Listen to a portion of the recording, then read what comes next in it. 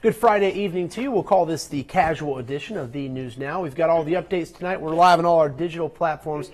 We're on Facebook. We are on Roku, Amazon Fire, as well as our app and our website and Twitter. If you're watching on Facebook, feel free to jump into the comments section. I'd love to answer any questions you have about the stuff we're talking about. Let's remember that, or anything that we've shown on the news today. Let's keep our questions on topic tonight. Thank you so much for joining us. We'll jump right in. We do have an update to a very sad story we first brought you Wednesday. We now know the names of the two men who died in a truck crash on I-95. The driver, 28-year-old Matthew Zeeb, and 27-year-old Ashton Frierson. The passenger died on Wednesday. The Dodge pickup driving north on 95 hit a support beam for an exit sign around 3 o'clock. No other cars or people were involved in that wreck. Our thoughts and prayers are with the family of Matthew Zeeb and Ashton Frierson. If we learn more about this wreck, we will, of course, pass it along. Now to a big story affecting a lot of people in the city of Savannah, the fire fee. There's been a lot of discussion about the fire fee for about the last year. Today, discount applications for that fire fee were due to the city around 5 o'clock. They had to be either postmarked for today's date or hand-delivered by 5 o'clock this afternoon. Tonight, we are breaking down where the city stands with this fire fee and what it has become. Meredith Parker tells us more about the negative reaction still in Savannah. The city is working to finalize the fire fee proposal by next week, but elected officials and citizens alike are telling me let's call this fire fee what it is. I mean, we're taxing our citizens out of this community. It's an undue tax on the church, and it is a tax. They can call it a fee, but it's a tax. Mayor Eddie DeLoach proposing to cut the fire fee in half over a week ago. Alderman Van Johnson says this decrease will not change how the fee affects Savannah renters. You know, the discounts apply to the homeowner and not to the tenant. And so for us, that's a significant issue. The majority of individuals that live in our communities, those that are on fixed incomes, those that are poor, those that are students, don't own homes. They rent. With no checks and balance system, owners can charge their renters for the entire yearly fee, but it is the renters who have no options for help. So the fact is, when their rent is going up, and they have no way to either deal with a discount program or a hardship fund. Pastors in the city are also sweating the upcoming bill. We have, over 28,000 square feet of property, and we're looking at over $6,000 in fire fees. A part of the Savannah Alliance of Pastors, Reverend George pastors at First African Baptist Church and Savannah Baptist Center. He tells me both serve a congregation with elderly or those on fixed incomes. Unlike a business, we can't raise the price of our goods or services to raise that money when we're affected by something like this. Reverend George says he has applied for the discount program but still wants this fire fee to just go away. The city is saying the new fire fee proposal should be decided on come Monday. In Savannah, Meredith Parker, WTOC News.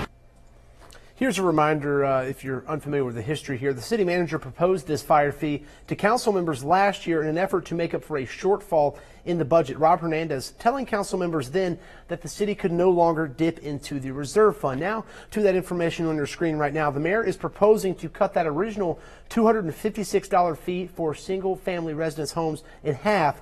Discounts for having things like fire extinguishers and a fire escape plan can cut an additional 20% off. The hardship fund stays in place for those who can't afford the fee. It all will go into effect in September. A little correction to what I said earlier. This fire fee will be cut in half by the mayor's proposal for everyone across the board. The council does still have to approve that plan, which is expected to be voted on at the next council meeting. City leaders did expect about 8,000 people to file for some type of discount. A large bulk of those are coming from the families, though. Listen to this. This is an unbelievable story here. A routine research cruise quickly turned into a life-saving rescue earlier this month. A crew from UGA Skidaway and the research team was doing a fish survey when the Coast Guard contacted them. Another boat was in distress and believed to be about 3.5 miles from them. Captain Sweat and his crew started to look around. They eventually found those two fishermen clinging to their overturned boat. They were able to immediately pull that crew from the water. Take a listen. So they were a little cold and shaken, and I think pretty grateful to have somebody spot them and get them, because the Gulf Stream is very close, and they were drifting east right towards the Gulf Streams. They would have just carried them away rather quickly. The men were given blankets, water, and a call home to their family. And the best news of all, both of them got home safely. Before we head out this evening, I do want to give you a quick update on what Danielle Lewan has been working on for the 11 o'clock news. She's just a couple feet to my right, raising her hands and shouting everywhere. There was no argument from any side that 22 homeless camps in Savannah are unsuitable for anyone to live in. The director of the Chatham-Savannah Authority for the Homeless says the homeless population here is so large because of the lack of affordable housing. Over 15,000 people sit on a waiting list for affordable housing. That doesn't even include the homeless. Dozens of folks at a meeting a couple of nights ago, including the Homeless Authority, claim this problem continues because the city refuses to help. They spent about 2 hours throwing out ideas for a solution, many of which were welcomed, but none of them were chosen. City leaders say this lack of direction is exactly why they've refused to provide that funding in the past. As a broad stroke, no. The last thing we need to do is take X amount of money away from somebody else or something else and just throw it at an organization and say, here, go serve the homeless. We need to know what they want to do, what they're going to do, how is it going to affect things.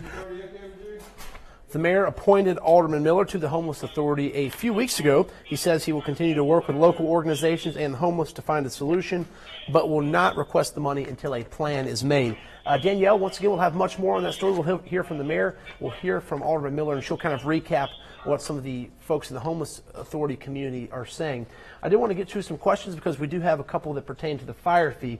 First, Sharon asked if this affects Pooler. It does not affect Pooler. This is just the city of Savannah. But I would point out there are other municipalities in Chatham County, Garden City and Southside being the main ones that do charge a fire fee. I'm not sure if Pooler does. I can look into that for you. But once again, this is only a city of Savannah thing. So any decision here will not affect you guys in Pooler or the unincorporated county or any other city in our county. And then John makes a comment about the fire fee money being misused. It is important to note that money that they collect from the fire fee can only be used for fire services. They can't use that money to make up for any shortfall in the budget anywhere else. So that is why they want this funding. They say it gives the fire department a guaranteed source of funding. Then they won't have to fight over funding from the general budget. Once again, all of this will be tweaked next week at their budget meeting and then voted on at the next council meeting. I do want to take this opportunity to plug my Facebook page. Everyone else does it, so I will too. If you go to the info on this video, my link to my page is tagged there. Follow me along, and I'll provide updates as I get them on that fire fee as well, and so much more. So once again, like that page, like the WTOC page, and